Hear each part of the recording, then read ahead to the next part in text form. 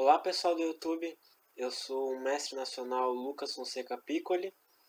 Eu acho que, como vocês já devem saber, eu faço parte do grupo da JTX Brasil e eu vou começar uma série aqui nesse canal sobre partidas clássicas. E para nossa primeira aula eu escolhi uma partida entre o Boris Spassky contra o Bent Larsen, no famoso match do século em 1970. Nessa partida, o que eu tenho como objetivo para mostrar para vocês é que eu quero que vocês deixem a mente de vocês um pouco mais livre de preconceitos no seu jogo. E eu quero mostrar como que os jogadores dessa época eles pensavam, como que funcionava a linha de raciocínio dele para cada posição que eles tivessem que enfrentar no tabuleiro. Bom, o espaço que ele está de brancas, né? Então ele começou com o lance D4. O Bent Larsen respondeu cavalo F6. C4. E6.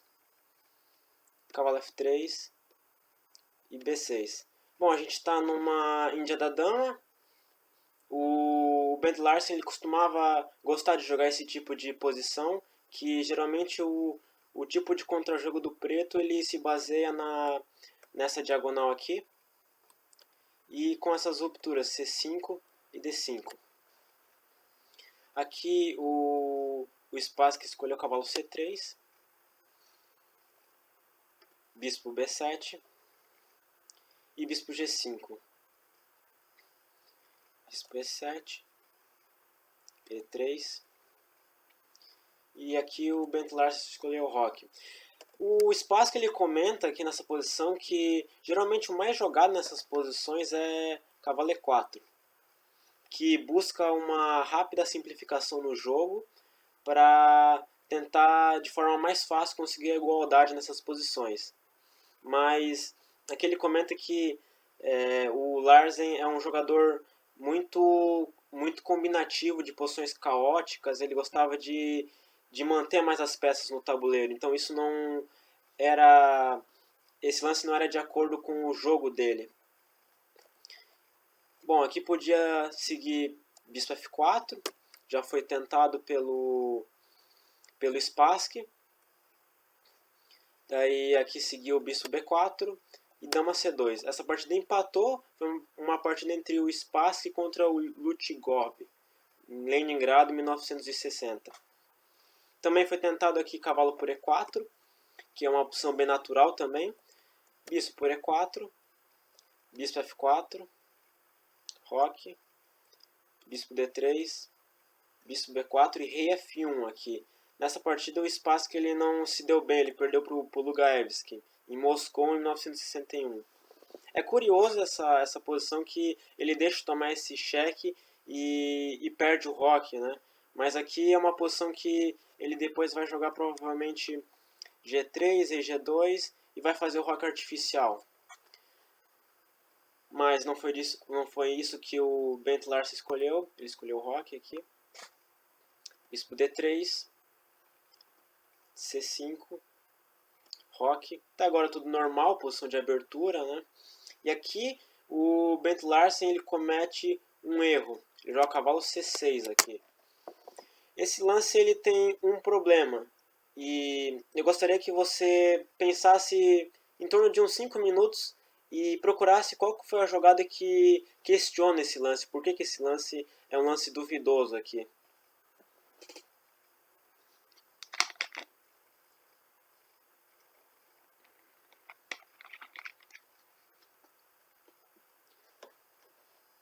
Bom, eu vou dar continuidade ao vídeo, né? Eu espero que você tenha pausado. Aqui o lance do Spassky foi D5. Antes de continuar, uma outra continuação possível aqui para o Bent Larsen era C por D4, E por D4 e D5. E essas posições são bem comuns, né, no gambito de dama. Também H6 era um lance possível aqui, sugerido pelo Bent Larsen, bispo H4 e cavalo C6 agora funciona, né? Por causa que agora surge alguns temas em cima desse bispo aqui. D5 já não é uma ruptura fácil de fazer.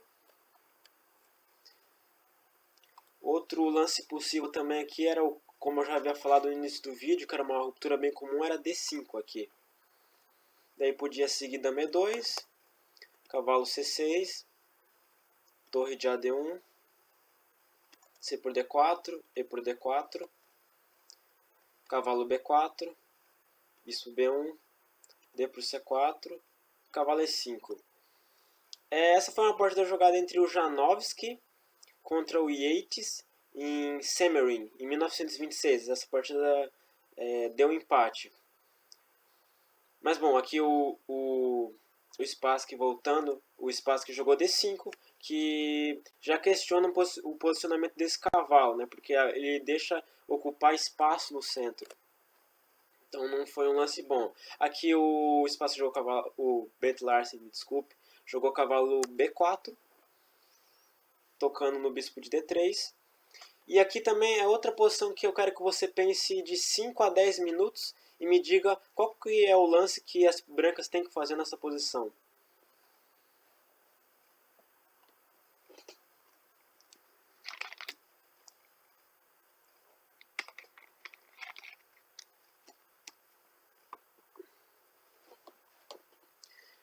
Aqui o Spassky jogou D6, que é um lance bem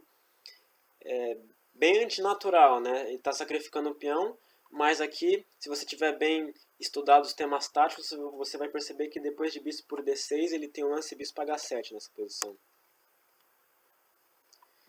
Outra possibilidade aqui para o espaço que eu acho que seria ainda mais forte era primeiro tomar aqui em F6. Dama F6 não pode porque tem bispo E4. E estou ameaçando o bispo de B7 e o bispo de D6 ao mesmo tempo. Se você tomar, eu retomo de cavalo e ganho uma peça, né? E no final da variante cai peça. Então por isso que ele é forçado a tomar de G, já estragando a estrutura da posição das pretas. Daí aqui segue normalmente bispo H7, rei para H7 e dama por D6. E essa é uma posição perigosa, porque o rei das pretas não tem nenhum refúgio. Então, na prática, eu acredito que essa variante seria mais difícil para as pretas jogarem. Mas a escolha do Spassky ela também é bem jogável aqui. H7, rei para H7, dama por D6. Daí, como vocês podem ver, aqui a posição das pretas já é uma posição meio triste de se jogar, porque as brancas têm controle total da casa de D6, o rei está aberto, né? E é muito fácil jogar aqui o plano das brancas. Simplesmente ela vai jogar a torre de AD1 e vai ficar pressionando esse peão de D7 aqui. Aqui o Bent Larsen jogou bispo por F3, G por F3, cavalo E8. Essa variante é a melhor possível aqui para as pretas, porque ele está fazendo um ataque simultâneo. Aqui ele está atacando bispo de G5 e a dama de D6. Aqui tem várias lances possíveis aqui nessa posição. E eu quero que você pense qual que seria o lance que você jogaria nessa posição. Pense de 5 a 10 minutos, pause o vídeo e depois você veja a resposta. Bom, eu vou dar continuidade ao vídeo. Aqui o lance do espaço que foi dama E7. Tem outras continuações possíveis. Aqui, por exemplo, vocês devem ter pensado em dama G3, que tira a dama do ataque do cavalo e continua ameaçando a dama de D8. Mas aqui o Larsen pode jogar F6 nessa posição. E aqui é uma posição complicada, porque é difícil de avaliar, porque aqui as pretas já podem tentar algum tipo de complicação com D5 aqui. A posição das brancas já fugiu do controle, né? Então isso não era o que o Spassky queria. Dama por F8 também pode ser um lance que você pensou, mas aqui então segue dama G5, rei H1, dama H5, ameaçando o ponto de F3. Aqui as brancas têm que jogar torre G1, dama para F3, torre G2 e F6. Quer dizer, G6 aqui. E aqui é uma posição extremamente complexa, porque a gente está cravado aqui, as pretas também, só que aqui o preto já conseguiu bastante contra-jogo nessa posição. E é importante sempre nas suas partidas você não deixar o seu adversário criar contra-jogo numa posição que você está melhor. Mesmo que você às vezes esteja ganhando material, alguma coisa, percebe que é importante você nunca deixar a iniciativa ser tomada para o seu adversário, né? Você não pode ceder a iniciativa para o seu adversário. Mesmo que um peão ou até uma peça, às vezes, dependendo, o mínimo de contrajogo é o principal que você deve pensar durante a partida, não dar contra-jogo para o seu adversário. Claro que tem exceções também, tem posições onde você pode entrar em alguma complicação, porque você vai estar analisando, você vai entrar em alguma posição concreta e você vai ver que é possível, né? Mas, no geral, é importante você tentar nunca ceder a iniciativa, porque geralmente nesse tipo de acontecimento que surge a esperança de o adversário conseguir, às vezes, ganhar de você ou até conseguir um empate numa posição onde você estava bem melhor. Aqui também outro lance era natural, poderia ser bispo D8, mas aqui as pretas jogam cavalo pro D6. Daí bispo E7, né? Você pensa que ele pode pegar, você pensa que CP conseguiu pegar qualidade aqui em F8, mas as pretas vão ter compensação nessa variante. Segue aqui cavalo C4, bispo para F8, torre para F8. E aqui as pretas estão ameaçando o ponto de B2. E tem várias fraquezas na posição das brancas, onde esses cavalos vão incomodar, né? O ponto de B2 é uma, e o ponto de F3 é outra aqui. Fora que as pretas elas não tem nenhuma coluna aberta, né? Então não vai ser fácil de conseguir usar essas torres. Então aqui existe compensação. Então o lance do espaço que foi o melhor aqui, que era dama E7. Aqui o Larsen tomou, bispo por E7. E torre G8. Aqui um lance melhor para o Bent Larsen seria torre H8, com a ideia de você voltar o rei para G8 e começar a usar essa coluna de H, né? Porque aqui torre G8 ela não está fazendo muita coisa, né? Porque o cavalo já defende o ponto de G7 e o rei ele fica sem muita opção. Provavelmente as pretas vão ter que jogar um G6 aqui e tentar cobrir o rei por meio da casa de G7. Mas também é jogável, claro, né? Aqui o espaço que jogou a torre de Fd1. Cavalo C6 tocou no ponto de... tocou no bispo de E7. Aqui o espaço que tomou em D7.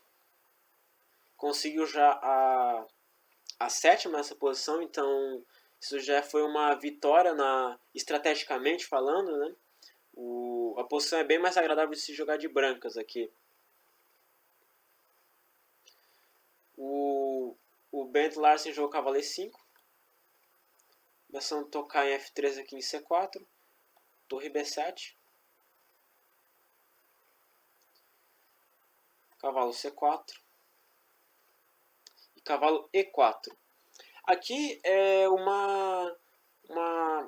eu quero falar para vocês uma coisa bem interessante que eu notei nesse lance, que percebe como esses jogadores de antigamente, eles nunca faziam um lance que fosse exclusivamente de defesa, né? Por exemplo, aqui você pode ter pensado em torre B1, simplesmente defendendo o peão, mas esse é um lance fraco, né? Porque você está simplesmente defendendo as ameaças do seu adversário. Então, lembre-se que quem estiver atacando na posição é quem vai estar com a iniciativa. Então você passa a iniciativa para o seu adversário. Com o cavalo E4, você deixa ele tomar em B2, mas aqui tem por meio tático, você consegue tomar o peão de C5 aqui por causa dessa indireta cravada aqui, né? Então, percebe como o Spassky ele valoriza essa questão da atividade e harmonia das peças. É assim que você tem que fazer no seu próprio jogo.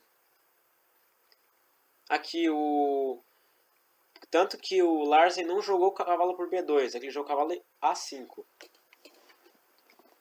Bom, esse cavalo por B2, como eu falei, né, ele tomava em bispo por C5 e aqui estava tudo bem, né? Outro lance possível aqui que o Larsen sugeriu nas análises dessa partida é cavalo G5 nessa posição, rei G6 e rei H1, com a ideia de passar a torre para G1 e tentar arrumar alguns temas nesse rei indefeso de G6.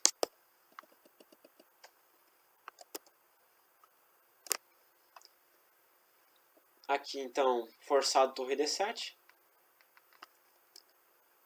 cavalo C6, ele melhorou agora o cavalo, está querendo tomar esse bispo de E7, tentar simplificar a posição é uma forma de aliviar um pouco essa situação difícil que as pretas estão passando. Então lembre-se, não é só em posições fechadas que você, quer dizer, posições fechadas não, em posições que você esteja com menos espaço que você deve trocar peça. Às vezes quando você está numa posição inferior, trocar peça pode te ajudar a não tomar um ataque do seu adversário. Então é importante você sempre estar de olho nessa possibilidade. Aqui o espaço que jogou F4, evitando que o Larsen tenha um pulo de cavalo em E5, torre C8, com a ideia de torre C7. Novamente, querendo trocar peça, como vocês podem perceber. E aqui o espaço que jogou torre C1 aqui, que é um lance possível, mas não é o melhor nessa posição. Acho que você deve ter pensado aqui em torre de AD1, que é justamente o melhor lance. Você está dobrando na coluna D e se caso já é um lance profilático com a ameaça de torre C7 que as pessoas estão fazendo, porque daí você toma e depois, bom, deixa eu, torre C7, bispo H4, melhor ainda. Você evita que ele tome seu bispo de E7 e você já está realocando suas peças, né? E tem ameaças como cavalo G5 nessa posição.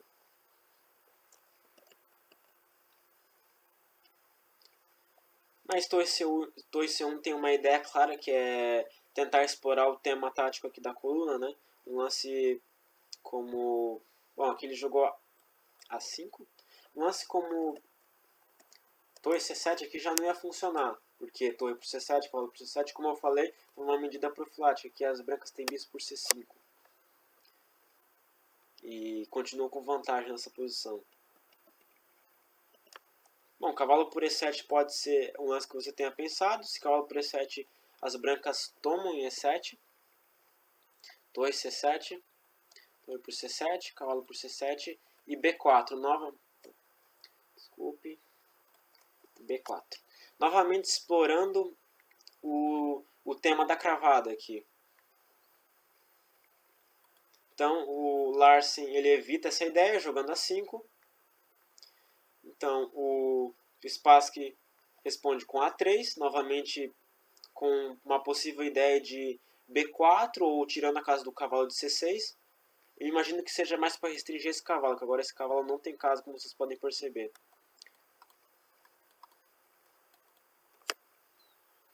Então aqui o Larsen comete um erro nessa posição, que é jogar com o rei G6 aqui. Não é um erro, é um lance duvidoso, na verdade. Que ele meio que está querendo ativar o rei dele e jogar um lance como torre H8 aqui. Mas então vocês percebem que se ele tivesse jogado torre H8 lá no início, não teria que fazer isso. Ele poderia ter voltado o rei dele para G8. E a torre já estava na coluna H. Então por isso ele teve que perder esse tempo agora. Aqui uma possibilidade melhor para as pretas era tomar em E7, seguir aquele plano, já que o cavalo ele não tem mais muita utilidade, ele não tem muitos pulos aqui, né? Então, torre por E7, torre C7. E aqui o preto ele segue aguentando aqui. O espaço que jogou rei G2, ele quer vir com o rei para F3 provavelmente, trazer a torre para G1 e começar a fazer umas ameaças no rei das pretas. Então o Larsen seguiu a ideia dele com torre H8. Que novamente, cavalo por E7 era um lance possível. Ele deixou de jogar.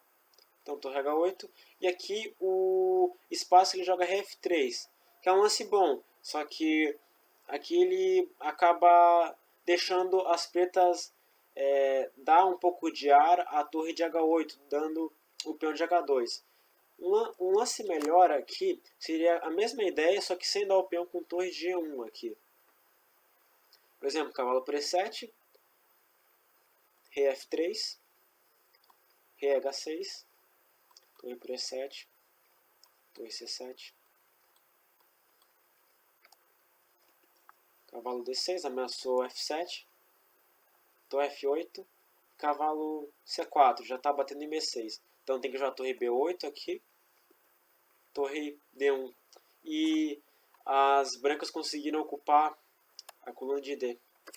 E aqui já é uma posição extremamente desesperadora, porque está conseguindo entrar na sétima aqui as brancas e a harmonia das peças das brancas são muito boas, né? O cavalo em C4 ele fica pressionando o B6 e a torre D1 está extremamente ativa. E o rei de F3 também está perto do centro, que é muito importante nos finais.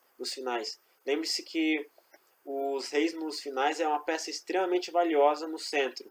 Então você procure levar o seu rei para o final, que é nesse tipo de acontecimento que o rei ele vai ser muito útil, né? No meio jogo a gente protege o rei e no final a gente usa ele como uma peça para ajudar nos nossos planos e etc, né? Aqui então torre para H2. Então aqui o Larsen comenta, né, que é melhor tu ter uma posição pior com um peão na mão do que tu ter uma posição pior sem ele, né? Aqui então o espaço que seguiu com o cavalo G5. Aqui um lance como bispo F8 para evitar troca, por exemplo, não funcionaria, porque as brancas jogam rei H7, as pretas, quer dizer, desculpe, joga rei H7, torre para F7, rei G8, cavalo G5, cavalo D8, e as brancas perdem peça aqui.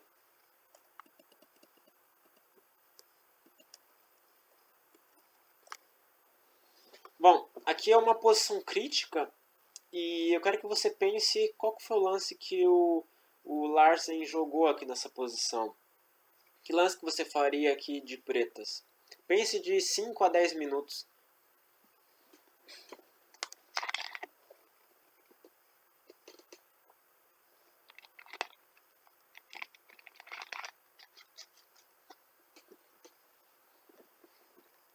Bom, eu vou dar continuidade ao vídeo aqui. Espero que você tenha acertado.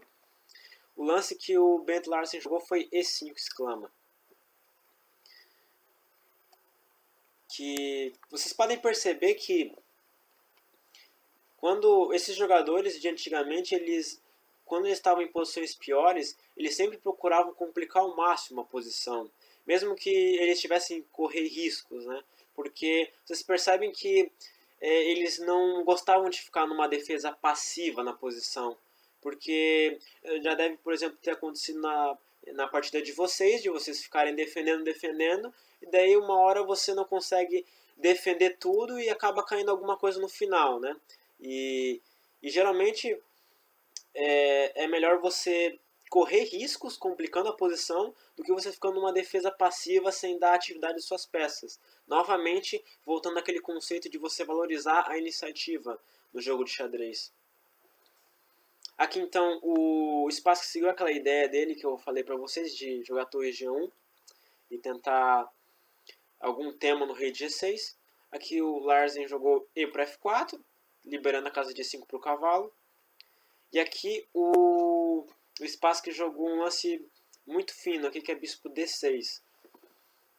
A ideia é que ele não quer que as pretas tomem esse bispo de E7 e ele está procurando agora ameaçar o rei das pretas com o cavalo F7 nessa posição. Então é um lance bem forte aqui. E as pretas elas não podem tomar em E3 também porque a torre está cravada.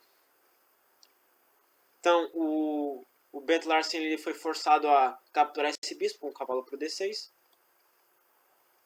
Então torre para o D6.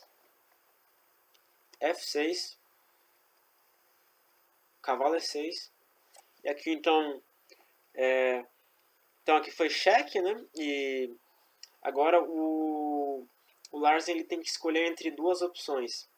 Ele tem que escolher entre qual casa ele vai colocar o rei. Se vai ser a casa de H7 ou a casa de F5. Agora que você pense aqui e compare as duas jogadas. Qual lance que você faria nessa posição?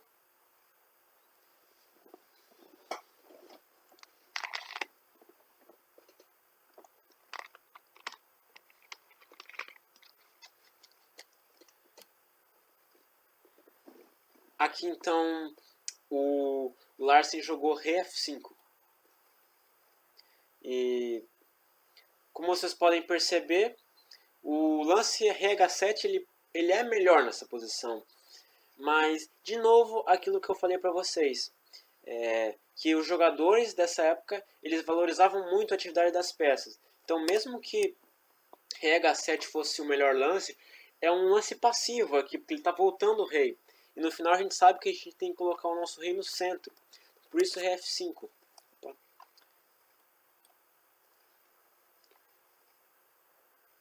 É claro que o computador ele acha que esse é o melhor lance, mas a gente não é computador e não podemos analisar 1 milhão de jogadas à frente, né? E aqui ele tira como conclusão que das milhares de posição que ele viu, que o lance RH7 é melhor. Mas não, a gente tem que sempre tentar usar o computador ao nosso favor e não ficar só concordando com a avaliação dele. Por isso que é importante você fazer uma análise independente primeiro da sua partida. Bom, aqui então foi F5. As brancas jogaram cavalo para F4 aqui. Esse lance ele é um pouco perigoso aqui. Um lance mais interessante aqui seria cavalo para o G7 nessa posição. Rei E5, torre E6, rei D5. Ah não, na verdade, cavalo G7 aqui é um lance pior que cavalo F4, porque no final dessa variante aqui, o espaço que ele calculou durante a partida, isso, é rei E5, torre E6, por exemplo, rei D5, e o rei está conseguindo vir para a ala da dama. E aqui as pretas conseguiram muito contra-jogo, e as brancas não querem que esse rei em F5 ele saia da ala do rei, porque é ali que está acontecendo todo o ataque das brancas, né? Então o cavalo F4 que está totalmente justificado. Aqui o Larsen jogou cavalo E5, melhorando a posição do cavalo. Rei E2. E aqui torre E8, exclama. Esse é um lance muito interessante. Ele está ameaçando ideias como cavalo C4 nessa posição, com temas de torre E3. Porque tá, como vocês podem ver aqui, a torre está cravando o rei. Cravada absoluta, né? Então torre E8. E aqui o Spassky ele é muito materialista nessa posição e ele aceita o desafio e toma em B6, que não é um lance bom. Aqui ele não podia ceder a iniciativa, como a gente já comentou muitas vezes nesse vídeo. Aqui o lance correto nessa posição era cavalo E6, exclama. Torre por E6, E4, cavalo por E4 e torre por E6. Aqui as brancas têm uma qualidade a mais, claro que as pretas têm 2 peões, mas aqui é uma posição que as brancas elas continuam melhores, né? Outra possibilidade também poderia ter sido, ao invés de tomar em E6, cavalo C4, aí segue cavalo para o G7, rei E5, cavalo para E8, cavalo para o D6. Aqui as brancas têm uma leve vantagem nessa posição. Então o Larsen ele segue a ideia que eu falei para vocês de jogar cavalo C4, como eu falei, né? Ameaçando temas em E3. E agora o Spassky ele tá tendo que defender a posição. Então agora a iniciativa passou para o lado das pretas. Torre B3, G5, cavalo D5, torre E5. Como vocês podem ver, o Larsen agora não está querendo dar um respiro para as brancas não terem tempo de conseguir melhorar as peças dela. E está agora partindo para o ataque. Torre D1. Olha, agora como vocês podem perceber, a torre agora ela tem que assumir uma posição extremamente passiva defendendo esse cavalo de D5. E aqui vocês percebem como agora é muito mais fácil de jogar de pretas essa posição. Simplesmente porque o material nessas posições dinâmicas ele não vale de muito quando se é um jogo dinâmico, porque o que vai valer mesmo é o lado que está conseguindo exercer maior pressão e criar mais problemas na posição do adversário. Então aqui o Larsen ele percebe que a torre em H2 dele exerce uma pressão muito chata contra o rei em E2, então joga G4, ameaçando G3. E aqui o Spassky ele comete um blunder aqui, que é um dos lances mais inacreditáveis assim, que ele já cometeu aqui. Ele fez o lance que interroga duas, que é Rei F1. E eu quero que você pense aqui e me diga qual foi o arremate por parte das pretas aqui. O que o Bent Larsen jogou nessa posição?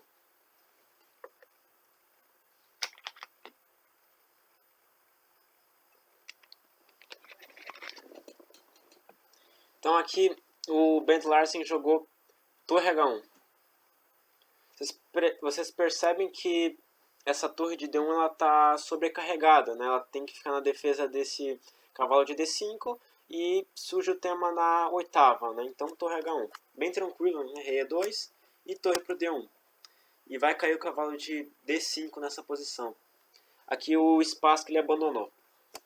Bom, um lance para ele ter seguido aqui ainda a luta era cavalo B6 aqui. Cavalo para o B6 aqui ainda a posição ela é de igualdade aqui, por incrível que pareça. As brancas tinham a opção de conseguir igualar, equilibrar na verdade essa posição, né? Que a posição ainda segue tensa. Bom, essa foi a partida, né? O que a gente pode tirar de conclusão dessa partida que eu mostrei para vocês? Sempre quando vocês estiverem em uma posição pior, nunca desanime. Tente sempre colocar os piores problemas para o seu adversário. Mesmo que você perca essa partida, sempre tente vender caro o seu ponto. E valorize muito a atividade das suas peças e a iniciativa. Porque a iniciativa ela é a melhor forma de você conseguir criar contra-jogo numa posição pior. E mesmo que não for uma posição pior, se você tiver melhor, tente dar o mínimo de contra-jogo possível para o seu adversário. E, bom, então seria isso a partida. Eu espero que vocês tenham gostado desse vídeo.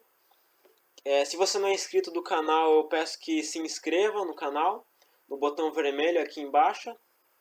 Deem like no vídeo, compartilhem com seus amigos se vocês tiverem gostado. E siga a gente nas redes sociais, a gente posta diariamente conteúdo e faz live na Twitch. E, bom, seria isso. Eu agradeço pela sua atenção nessa videoaula. Eu espero ver vocês nos próximos vídeos. Um grande abraço.